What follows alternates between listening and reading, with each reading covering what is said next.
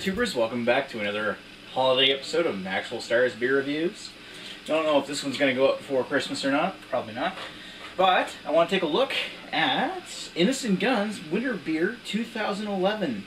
Mellow Scottish beer with natural notes of orange zest, vanilla, and oak. It says on the back, every ingredient we have used to brew this beer has been selected for its intensity of flavor.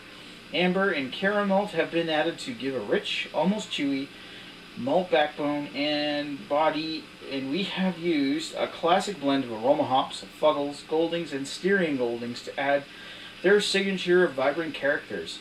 It's the perfect antidote for the cold, dark nights of winter, a beer to be sipped, savored, and appreciated. 7.4% ABV, 330 milliliter bottle, their typical Innis Gunn bottle. This one here is carefully matured for 48 days, and I believe it's matured in the same Kentucky bourbon barrels that the regular Innis Gunn uses. However, this one's using, of course, a slightly different recipe, which is obviously using more amber and caramel. And I would imagine they mean caramel. So, let's give this a pour here and see what it looks like. Now, obviously, you can tell what color the beer is. It's a bit darker than the original.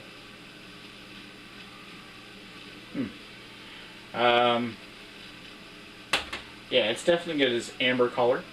The head's got a slightly brownish tan appearance.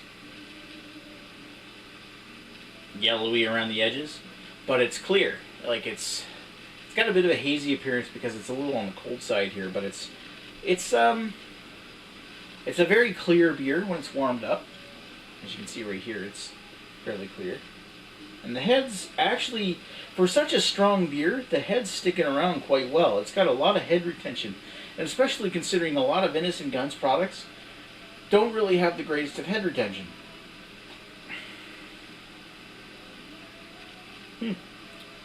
Yeah. Is there anything on the box other than... I'm not going to read the description. I'm not reading that for my review. Yeah, there's not really a lot written on the gift pack box about the winter beer.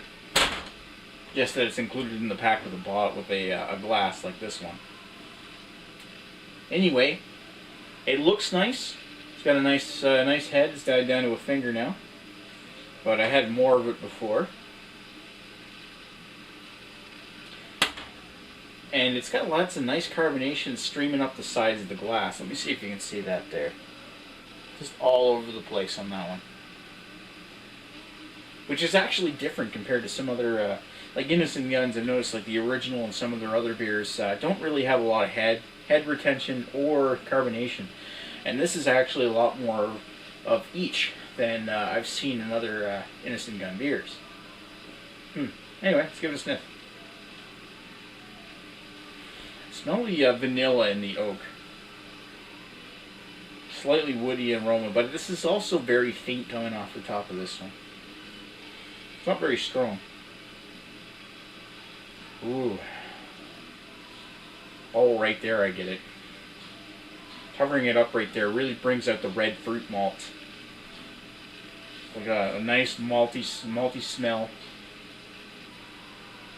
Nice red fruit aromas like apple and maybe a hint of cranberry and really sweet fruits. Boy, that smells good.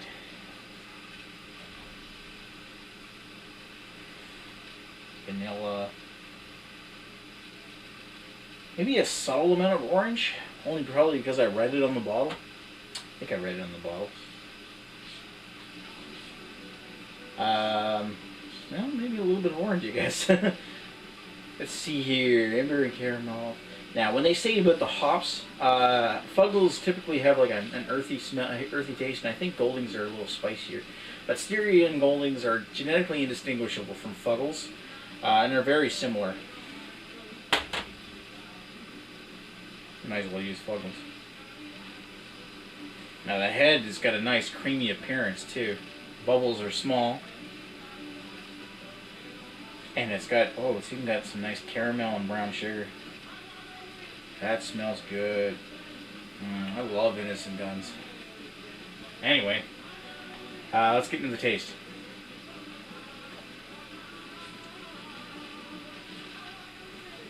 With all the hops they use, there's definitely quite a bit of hop aroma. There's a lot of citrus zest in there. It's not so much orangey or lemony, but you get that little bit of a citric acid kind of like biting. Perhaps a little appley. And you get that nice malty caramel along with the butter toffee vanilla as well.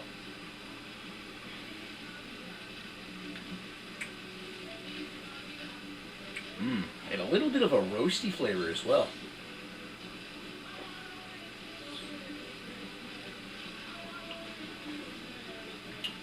And a spicy, peppery kind of flavor. It's got a little bit of a sweet malt to the tip of the tongue. And that earthy bitterness catches you in the middle.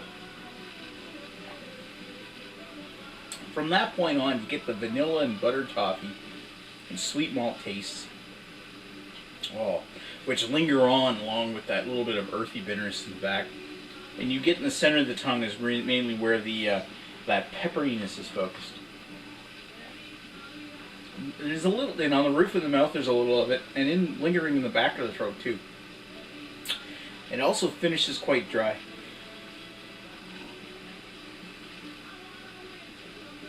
Not absolutely dry. There's a little bit of wetness left behind afterwards, but it finishes decently dry enough to say, hey, this finishes dry. I want to take another sip of this beer. And it's just like any of the other entries in the Innis Gunn line, where it's got this nice medium, maybe medium to light body. It's not like a heavy bodied beer like a stout or anything, or anything that's like really malty. It's just got this nice, easy, clean drinking taste. It's definitely a sipping beer, but it's one you want to sip again and again because it's just so darn tasty. Now, like a winter warmer, that sweetness is there, but it's not as omnipresent. Like, it's not quite as sweet as what you would find in like Innis Gunn's Canada Day or the Innis Gunn like Highland Cask or even the Innis Gunn Original. But it's sweet. The sweetness is there in the malt. It's definitely tasty. Alright, I'm going to sit down with this one, and I'll be right back.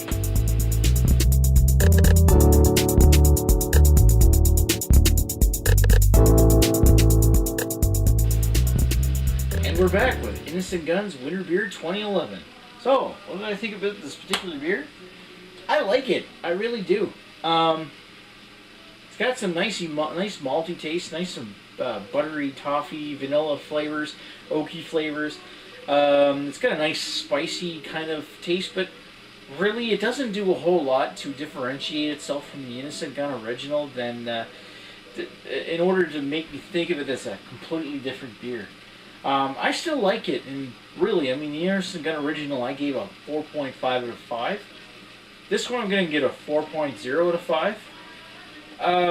Just because I really like this, but it's not like something I would consider completely original. But it's actually pretty darn good, and something definitely worth picking up that taster's pack for it. That box, especially for the glass, the 3 beers that come with this. This is actually a really, really, really great deal, and this is one of the best ones in the pack. Not to say that the other ones are bad. This is, you know what? They're all great. Anyway, thanks. I'm going to give this one 4.0 out of 5. Thanks for watching Maxwell Starr's Beer Reviews. Great beer. I absolutely love Innis Gunn, and they make a really delicious product. But this one isn't quite as imaginative as I was hoping for. But it's still a very good beer. 4 out of 5. Thanks for watching. Talk to you guys later, and cheers.